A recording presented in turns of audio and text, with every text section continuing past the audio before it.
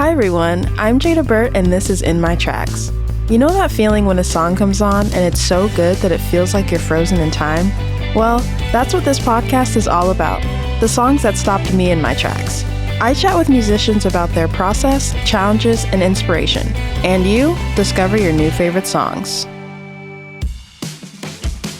This week on In My Tracks, we're talking to Boy Bandicoot, an alternative indie rock artist based out of Nashville, Tennessee. Let's get into it.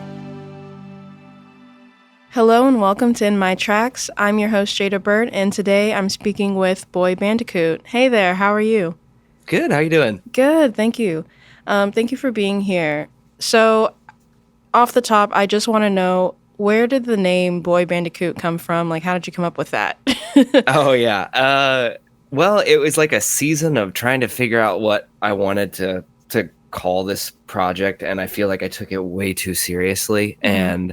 And I talked to a friend who had just recently named his own band, and it was a band called Distance Sprinter, also from Cincinnati. Mm-hmm. And it came from a list of kind of nonsense names for him. And he was like, honestly, when you think about your favorite bands, when was the last time you thought about like what it meant? And I was like, well, some of my favorite bands are like Young the Giant and the Strokes. And it's like after a couple times of hearing the name, it's just associated with the product. It's not like I'm not having a philosophical debate in my head about what that's about every time I hear those names.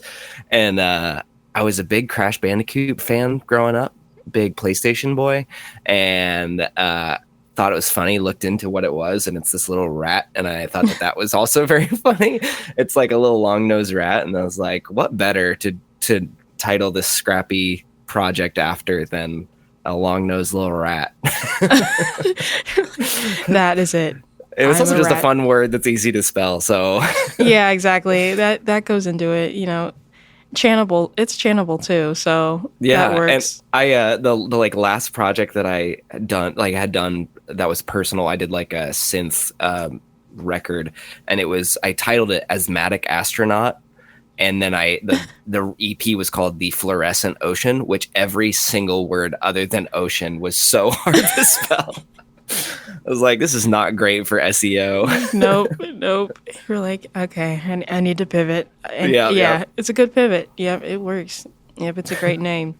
Well, appreciate it. Yep. So going back, I would love to know like when your love of music began, because I know you're in Coastal Club. You've worked on other projects as well. So yeah, I'd love to know how that started. Yeah. I grew up in a very musical family. Like my mom and her brother and her mom all played piano, and my dad played bass, and was just surrounded by music growing up. All my cousins were in bands, so I was always at concerts, and I feel like I was set up for success. There was just always like I like one of the first CDs I ever listened to was like a greatest hits of Elvis, and my dad had this like compilation CD that had like Tears for Fears and stuff on it, and I just was always surrounded by music. And so I felt like one way or another, it was going to be a part of my life, I guess. Yeah, absolutely. That is a wonderful thing to be surrounded by so many musicians. And you mentioned Elvis and Tears for Fears. Do you remember what initially piqued your interest and made you say, okay, yes, I want to do this. I want to perform my own songs and write and stuff? Yeah. It's like I feel like it's definitely rather than thinking of one specific thing, I think of like a whole season of time where I was just like looking around at all the people that I looked up to, and they were giving me these recommendations and letting me borrow these CDs. And I had a cousin that lent me, this is going to date me and show the evangelical upbringing in me, but my cousin gave me a 1,000-Foot Crutch CD that was Sharpied. So it was definitely like a burn CD. Mm-hmm. And I remember listening to it and being like, how can I do this forever? Like how, what is the secret? And I haven't listened to that record in a long time. I wonder if it holds up. But I remember hearing it and just being like, my life is permanently altered by rock and roll. That is a beautiful thing. From that day on, you knew I'm going to do this. Yeah. So since you've been doing this for, a long time now, how would you say that your love of music has changed since you started pursuing it professionally in bands and as a solo artist as well? I think it has kind of been permission to take it seriously, if that makes sense. Hmm. I growing up, I didn't really know what career I was going to get into. I still do a lot of video work, and I was involved in tons of projects. I, as an adult, learned that that's, ADHD. Didn't know that as a kid, but it was always like music was always there, but I thought it had to be like the background hobby. And so because of that, I would sometimes not give it its fair shake. Like if I spent a lot of time practicing or learning songs or something, I would always feel guilty that I wasn't working. Um, and I think just like realizing that it's possible and worth that it's worth giving it the time. And so I think the minute that I realized that it could be a profession, I was like, oh, this is just an investment of time. This is like rehearsal time and recording time is all just like worth it. Like even if it doesn't go anywhere, it's an investment you're making in something that you want. And I think the minute that I realized that, it really helped me to like hone in on it as a possibility, I guess. Yeah, absolutely. It does. I mean, with the way society is set up now, it really isn't easy for, people to accept that it is a possibility to pursue music Yeah. professionally. And yeah, and of course in schools we're kind of conditioned for, the arts not to be taken seriously as they're underfunded. Right. So so yeah, it's great that you've come to this place like at your age. So Yeah. I think it also like it success in music looks so dramatically different for everyone because there's so many avenues to it right now. Like there's people that blow up because they have a TikTok go viral, but then there's also people that have been doing it for a decade and just touring like crazy, and both versions of that are success. And I think growing up there was this big emphasis on like record labels, and once you had a record deal, you've made it. And nowadays it's like you can do it without, and there's different avenues to that. So I think just realizing it was so broad, and there's never one avenue for anybody. It was like, oh, this is we can do this. Like we can do our version of this and see what happens. yeah, really, it's a beautiful thing because I don't think I really came to understand that till like recent years. I'm Yeah. like, okay, well, everybody's not on like the huge, the world stage, but there are plenty of working musicians that only, work in music. And it kind of blew my mind once I came to that realization. Yeah, it's a wonderful thing. But thinking back, kind of like your origin story, how you got started, what do you remember about those first songs that you started writing when you knew that you wanted to pursue music professionally? I remember for a lot of it realizing that I had a lot of work to do. Hmm. Because I mean, definitely, like I've been writing music since like high school, but there wasn't, I don't know if there was like a clear, like the switch was flipped moment where I was like, oh, I get it. I know how to write songs. I know how to produce songs. It's definitely been like a process of like trying things, learning from people, and luckily being surrounded by tons of people that like are inspired in different ways and doing their own like uniquely creative things, and being able to kind of absorb all of those. Uh, when I look back on like the earliest stuff I recorded, there's a there's a couple things that I'm like, maybe I was too hard on myself. And then there's a lot of stuff Hmm. that just needed to have its moment and then keep the train moving past it. I Yeah. guess like just a lot of learning things. But I think I really started to click into what I'm doing now in like 2020, really. Hmm. Like uh been working with Coastal Club since like 2017, so that's like its own thing. And I think that I believe in that so much. Boy Bandicoot was such a, I was putting off doing something on my own because I didn't think I needed to. Uh, I thought because I had Coastal Club, it was like, well, all these ideas that I'm writing and stuff, they don't ever really need to see the light of day.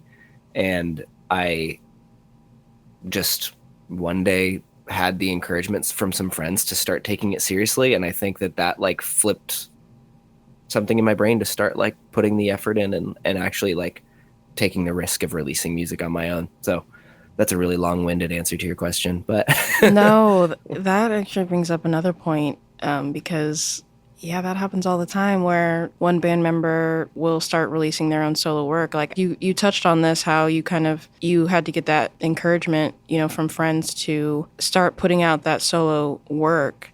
How do you balance your ideas for Boy Bandicoot and your ideas for Coastal Club? mm, And like, how do you know that something is specifically for Boy Bandicoot versus for Coastal Club?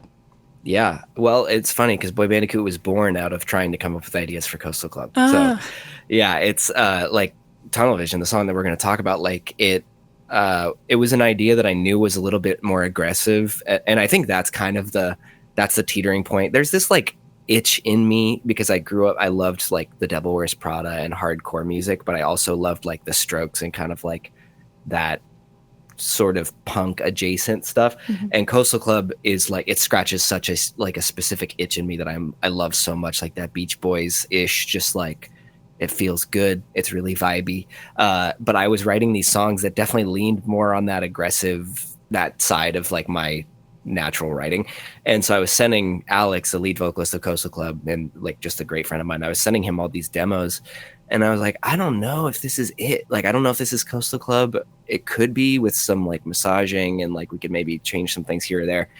And it was like 6 of those demos deep that I had just like thrown away. Like they still are on a hard drive somewhere, but like I just was like, oh, they're not Coastal Club, Mhm. so they're not worth finishing.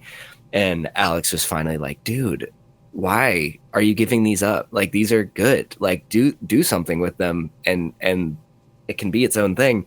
And I was just always like, I don't want to do it alone. And he's like, well, these are songs with full bands in them, so you're not going to be able to do them alone anyway. Yeah.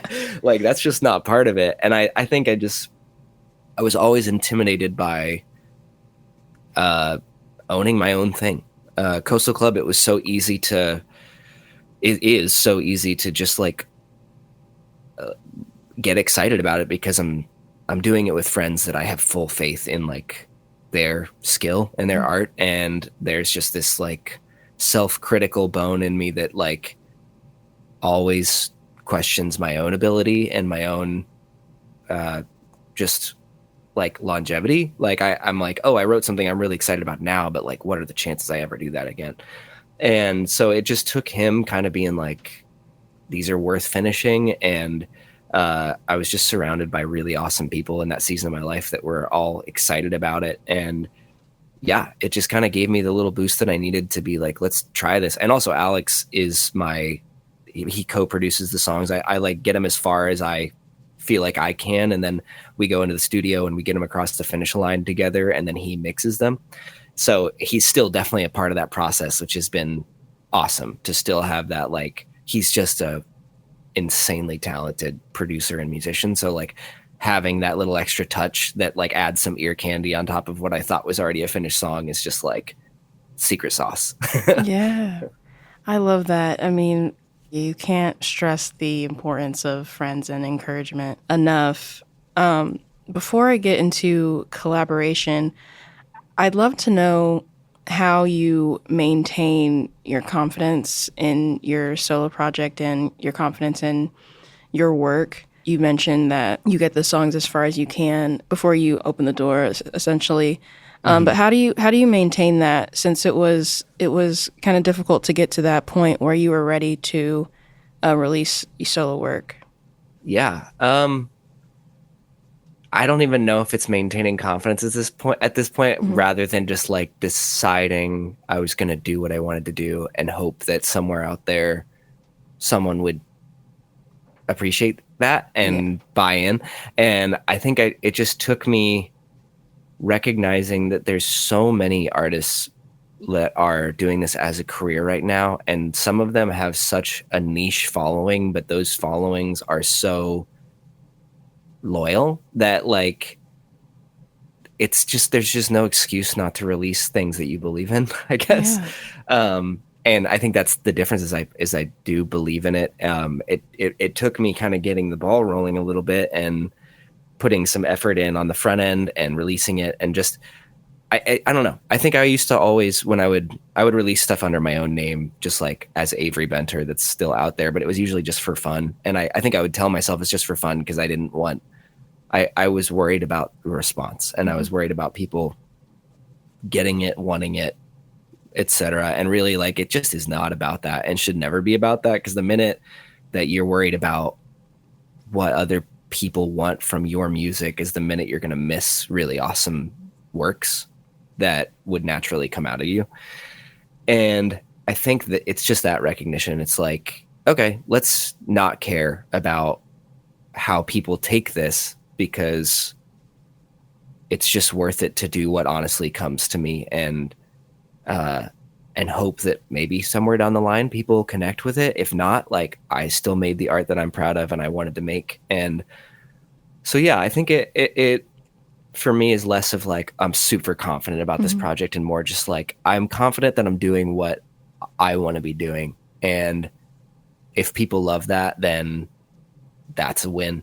And so I'm just going to keep trying, you know? Yeah, absolutely. That's a wonderful place to be in. So I'd love to touch on collaboration more. You mentioned Alex from the Coastal Club.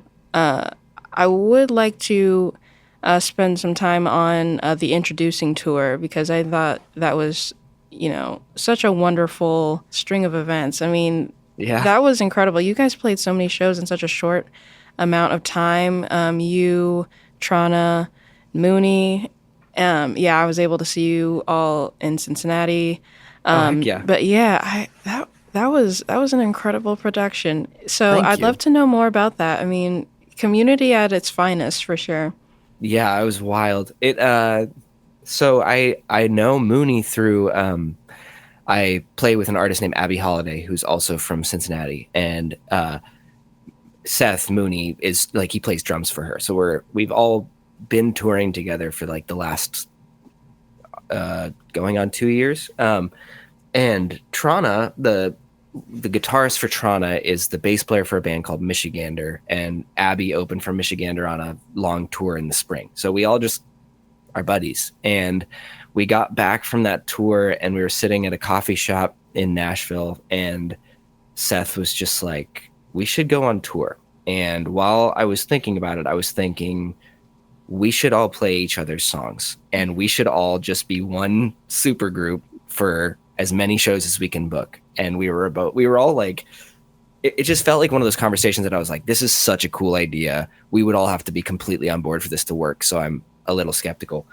And it became so clear so fast that we were all on board. And that's so rare. Like, just the fact that we were all like, we've got things going on, but we can figure it out. Like, we'll just make it happen. Like, what's the risk of going 1 week and trying something? And if we're tired, just sleep for a few days. Like, and it was one of the best experiences I've ever had. It was so fulfilling and encouraging, because it was my first tour as Boy Bandicoot, and we did I think 5 shows. Did Davenport, Cincinnati, Grand Rapids, Michigan, Chicago, and Nashville in 6 days, I think. And yeah, we're talking about doing it again. It was just very encouraging. It was really cool to like look around the stage full of people who are also playing their own sets that night and be like, they know all my stuff and I know all of their stuff. Yeah. And it just like, I think going into it, I was like, it's not humanly possible for everybody to give it their all for 3 sets over the course of like 3 hours, but every single night it was brought to like the maximum capacity. And I think it just made me really proud. And we all got very, very close over a very short period of time, to the point that like ending that tour was difficult. It was like, oh, I have to go back to normal life. Like, what is that? But yeah, it was really cool. It's kind of crazy to hear back, because I was able to see with the dates. I was like, wow, this is a short tour, and I'd love to like follow them on a couple dates. Yeah. But yeah, I mean, being there, I was like, oh my gosh, they learned each other's songs. I mean, what was that? 30 songs or over 30 songs total, yeah. Okay. I mean, yeah, that's a testament to everyone's musicianship, because that is not easy. How long did it take to prep for that? You said Seth mentioned the idea in the spring, and I know it started in October. 30 songs is Yeah. a lot. I mean, Yeah, I think I'm trying to remember when we had the original, like when we actually were all like, here's our set, time to start prepping. I think it was probably like June.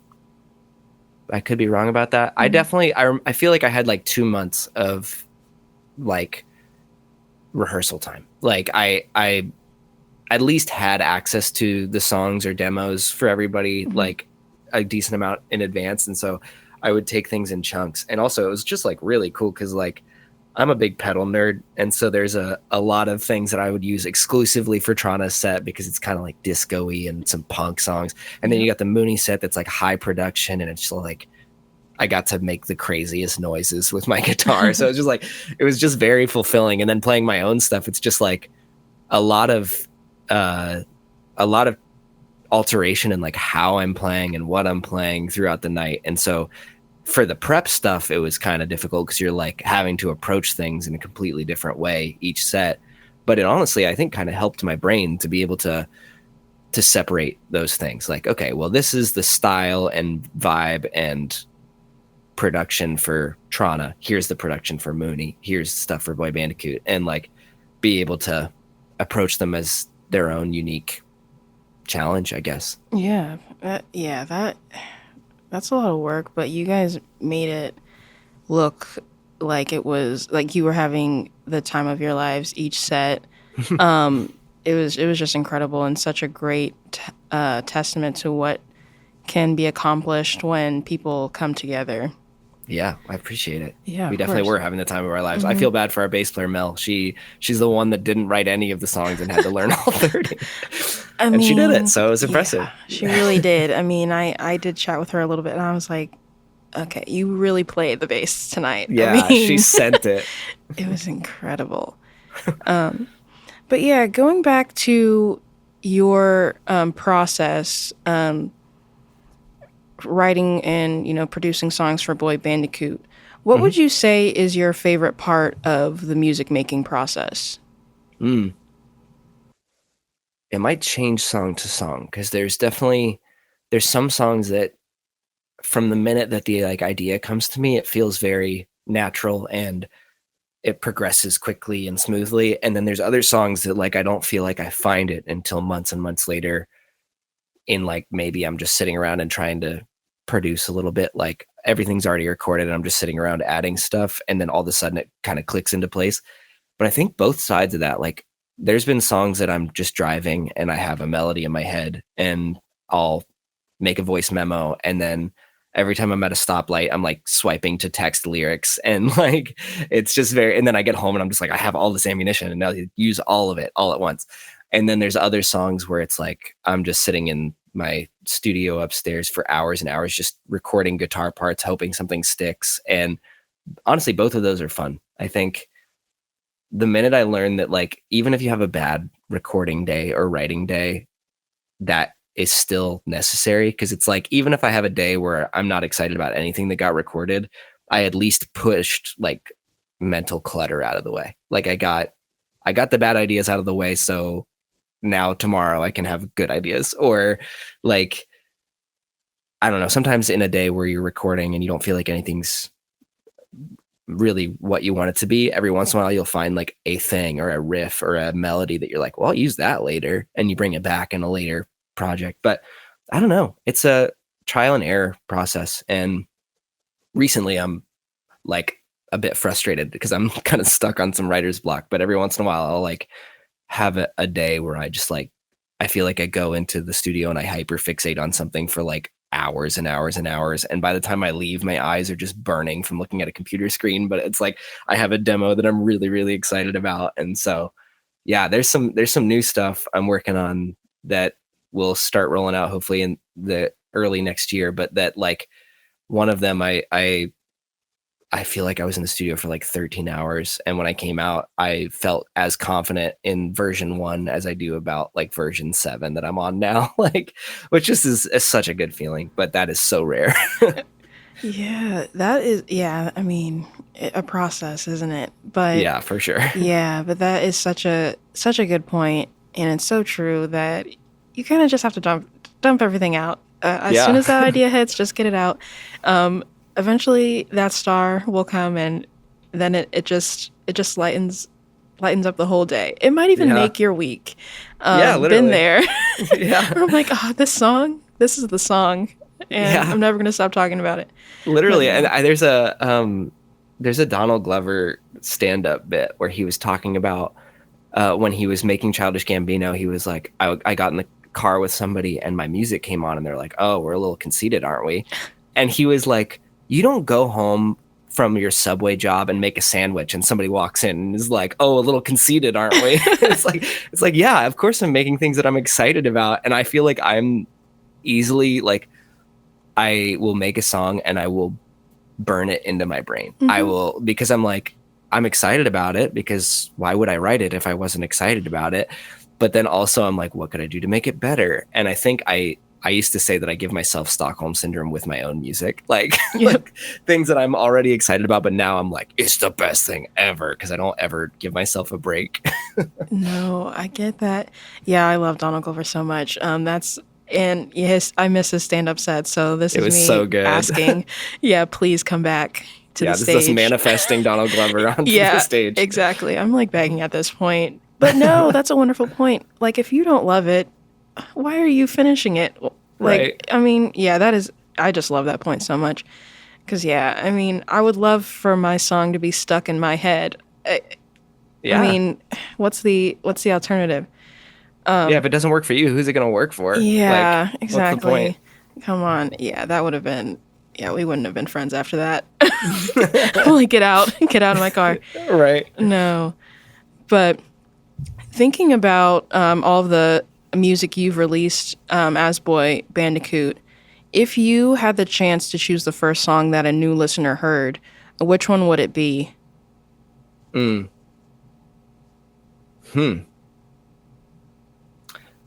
I don't know. I feel like I get excited about a different one every month. Right now it's listening, probably. I think there's something about listening, especially playing it live, and there's just an energy about it that's really, really fun to be the introduction, because I think it changes motifs just enough that like you think it's one thing and then by the chorus you're like, oh, okay, this caught me a little off guard. So I don't know. I think probably that one right now.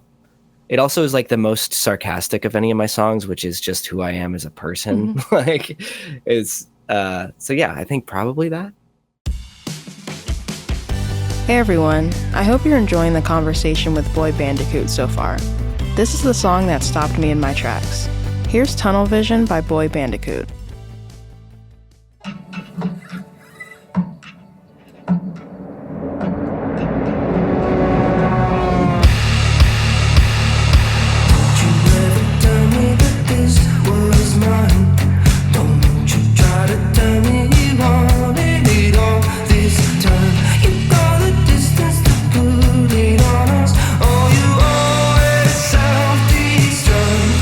Just keep talking so fast.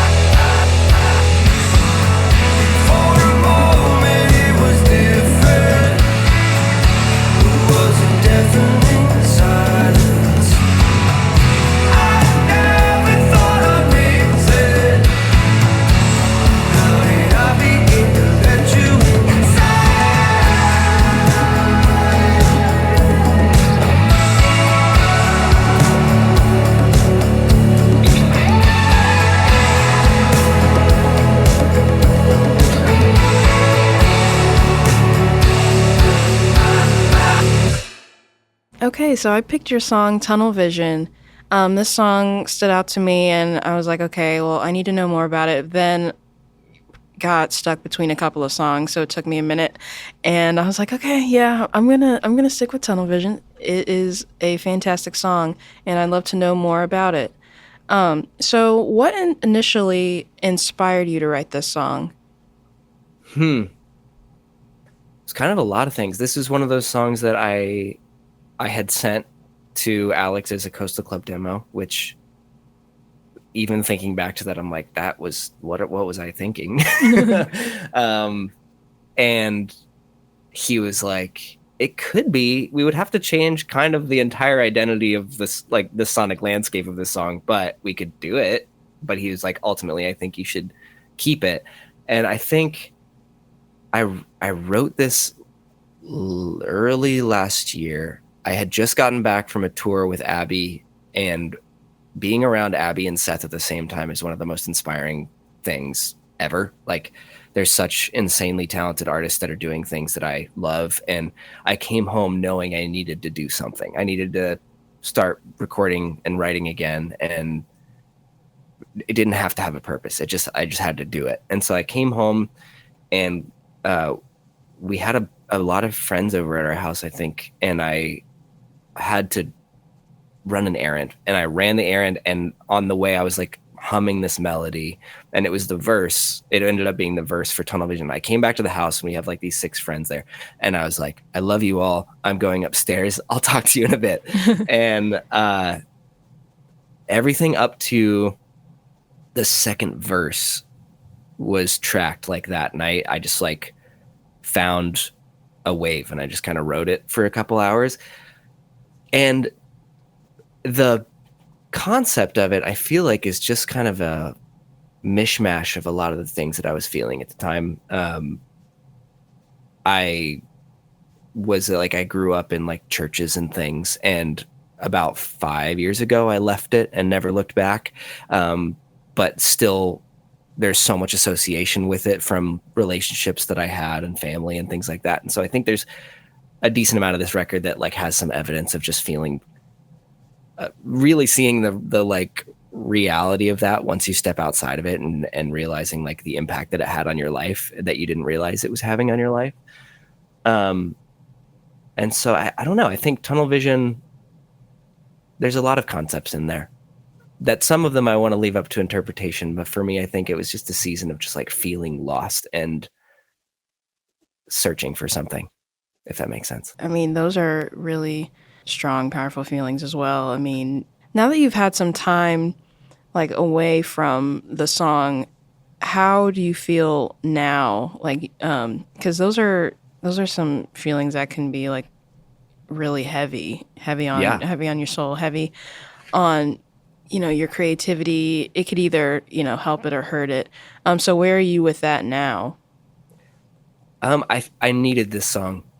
I feel like this song was the one that like when it came to life, I realized this was all real. Like I could do this, and it honestly helped me to find and shape the identity that I was looking for. And so like kind of ironically, like it helped me find Boy Bandicoot, and it has kind of shaped the past year of my life. Like realizing that it could be a reality, putting the time and effort into making it a reality, and then moving to Nashville to like try it all was all kind of a result of this season of time where it was like, I mean, I'm playing music with people, Coastal Club's working on a record.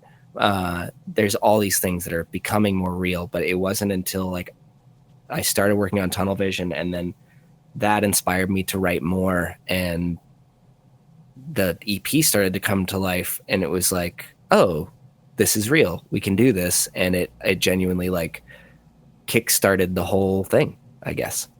Yeah, that is huge. Yeah, that is huge for one song Yeah. to be able, to do all of that. It carries a lot of weight. What is something that you love about this song that could potentially go unnoticed?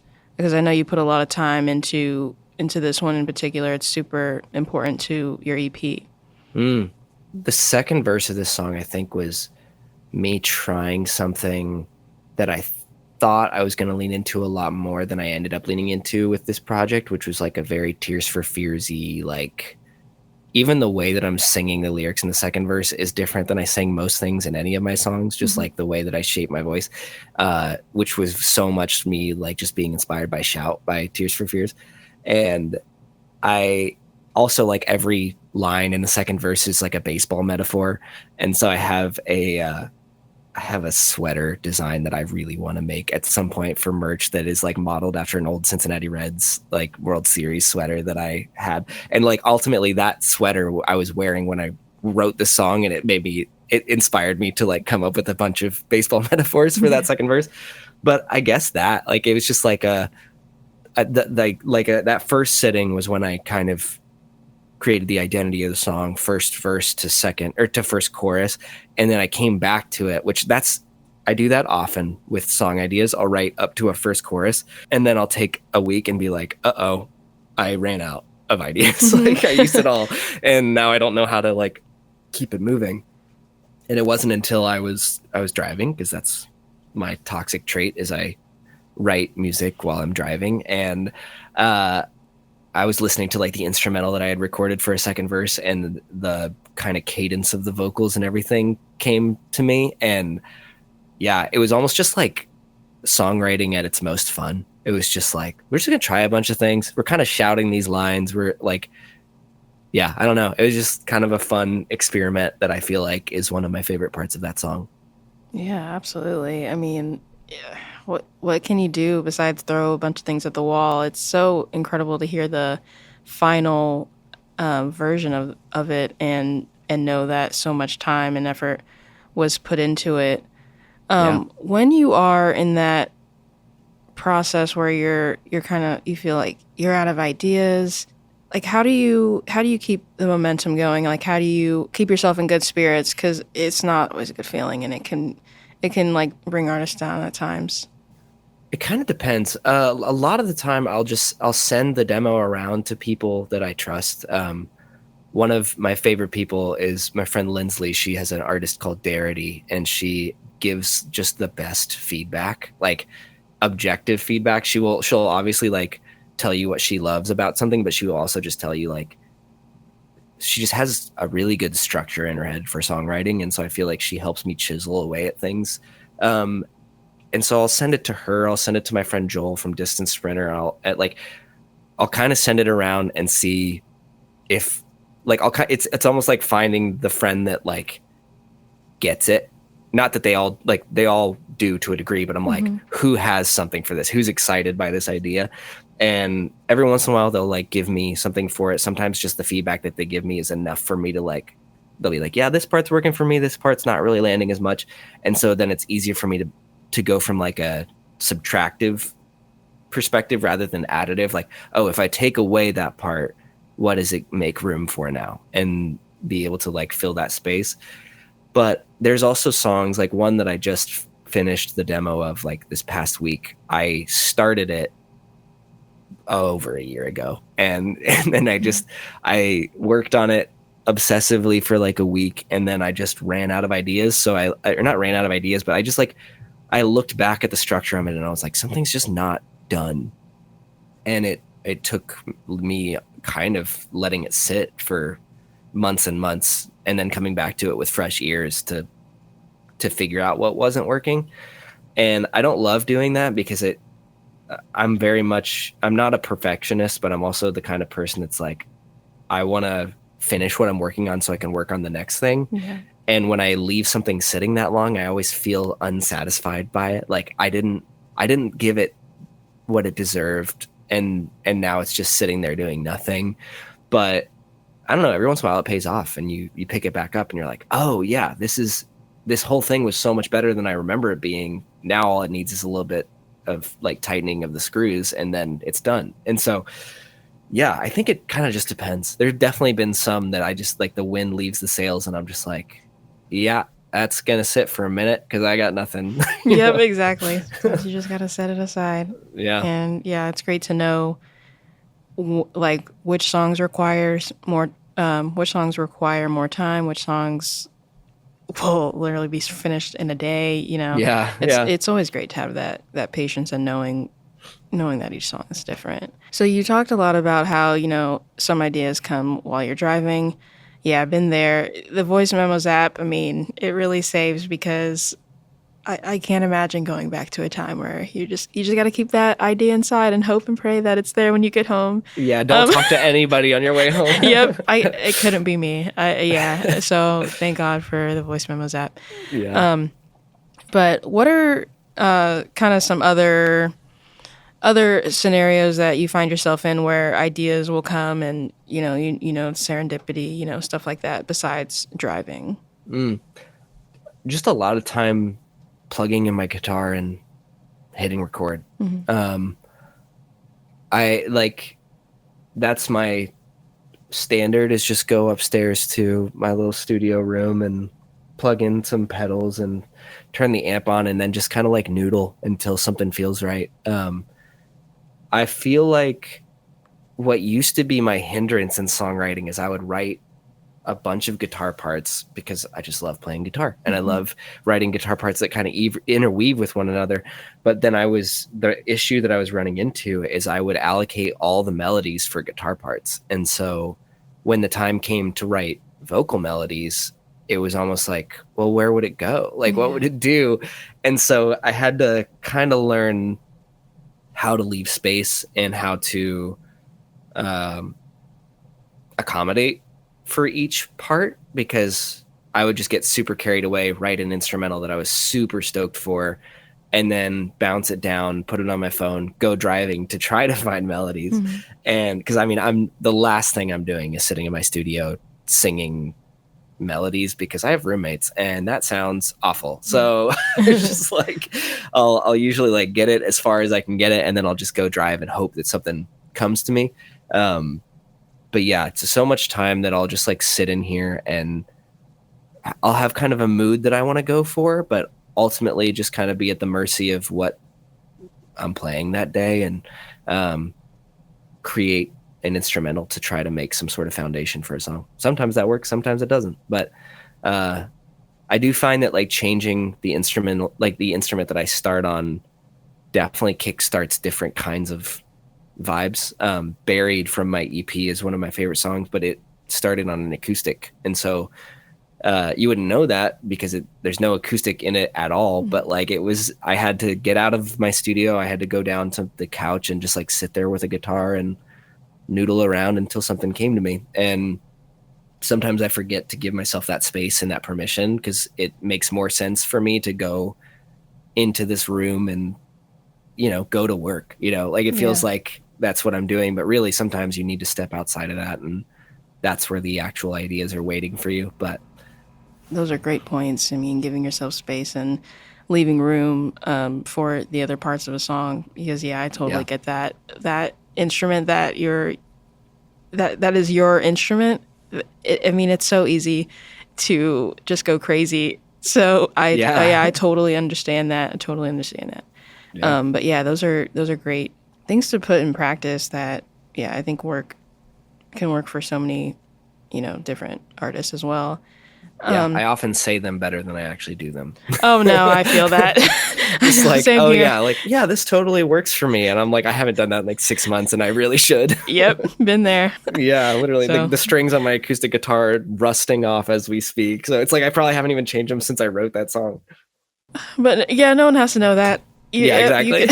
Yep, just forget that. Just forget it. Strike that from the record. Exactly. But you spoke about the importance of this song in particular, not just for your EP, but for finding your voice as a solo artist as Boy Bandicoot. So I'd love to know how you feel when you listen to this song now that you've had some space since, starting the song and releasing it and promoting it as well.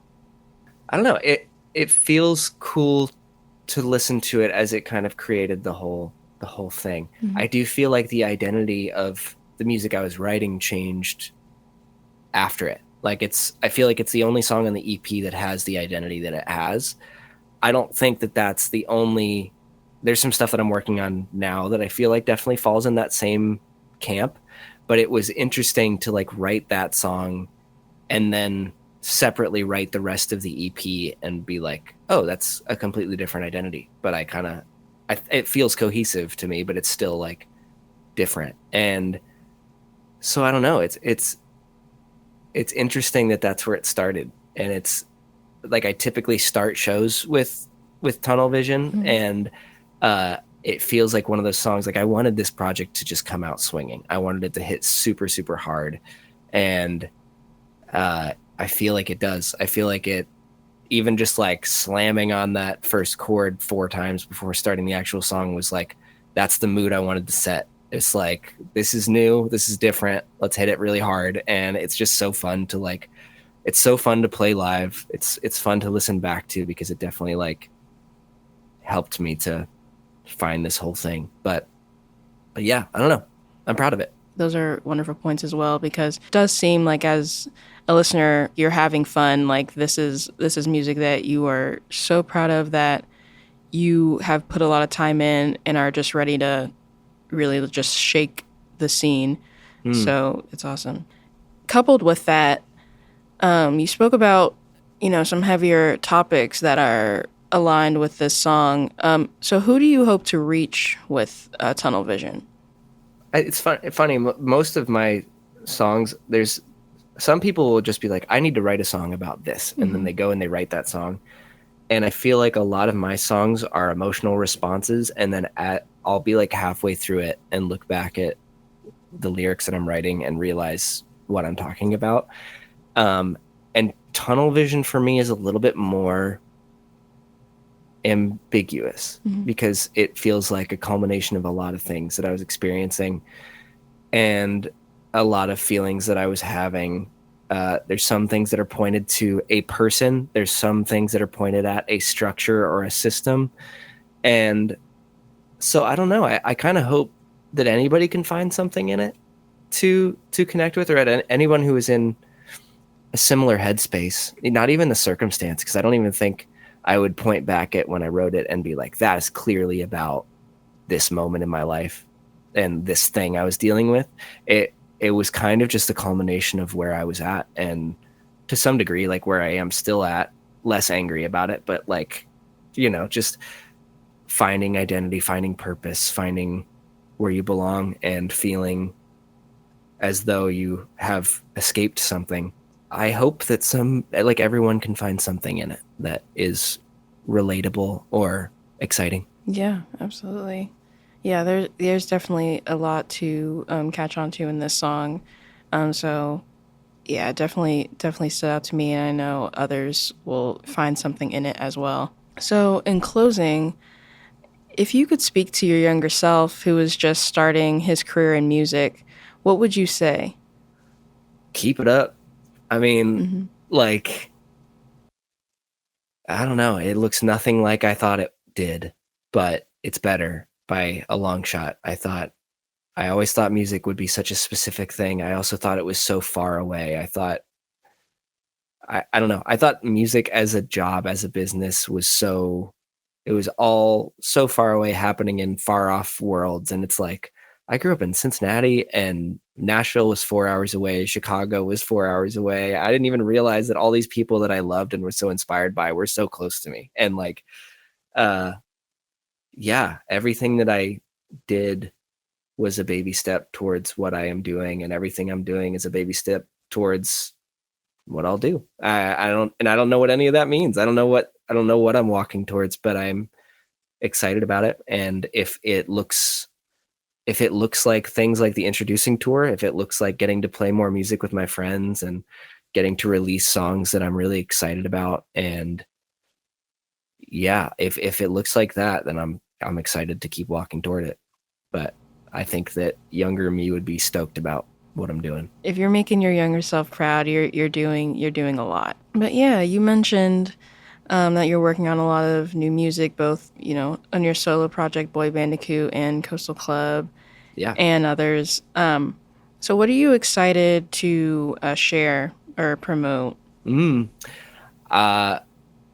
a lot of unconcrete things. So like, Coastal Club's got a new project that's going to be rolling out in the new year. I've got a lot of new songs for myself for Boy Bandicoot that I'm about to go into the studio and finish up. And yeah, I don't have anything specific that's like announced to promote, but I'm definitely just in general really excited to share all the things that I've been working on. So 2024 is going to be, I'm saying it out loud, it's going to be the best one yet. Yes. I don't know what that means, but yeah, I'm really excited. There's a lot of music. I'm really excited to finally stop being demos and actually be real songs. And I'm really stoked for people to hear the new Coastal Club stuff. But in general, I'm just excited for music in 2024. I think there's a lot of really cool stuff coming up. Yes, that is really exciting and awesome. I mean, if there's new music, it makes for a great year. So yeah, I'm definitely ready to hear all of that. And then where can people find you online? Oh, you can find me on Instagram as Boy Bandicoot Band. Same with TikTok. Same with maybe YouTube. I don't know. And then like my personal is just my name, just Avery Benter. And then since we're talking about Coastal Club, go follow We Are Coastal Club on all the social media. There's cool news over there as well. And hopefully for both projects, there will be lots of shows for everybody to go to. I'm really excited to start playing out some more. But yeah. Yep, absolutely. So, yep, know what to do. Follow Boy Bandicoot, follow Coastal Club. Look out for that new music. Check out Boy Bandicoot's new EP. And, of course, go to all of his shows and support. So thank you so much. Thank you for being on, Avery. It was such a pleasure to chat with you today. Yeah, thank you so much for having me. This was awesome. Thank you for listening to In My Tracks. The show was created and produced by me, your host and friend, Jada Burt. And shout out to Play Audio Agency for recording, editing, and producing the show, and for composing the original theme music you are currently jamming out to. Please rate, review, and follow In My Tracks everywhere you listen, including Spotify, where I curate playlists that pair with each episode. Did you hear a song that stopped you in your tracks? Share it with me. DM me on Instagram at InMyTracksPod, because music is meant to be shared. See you next time.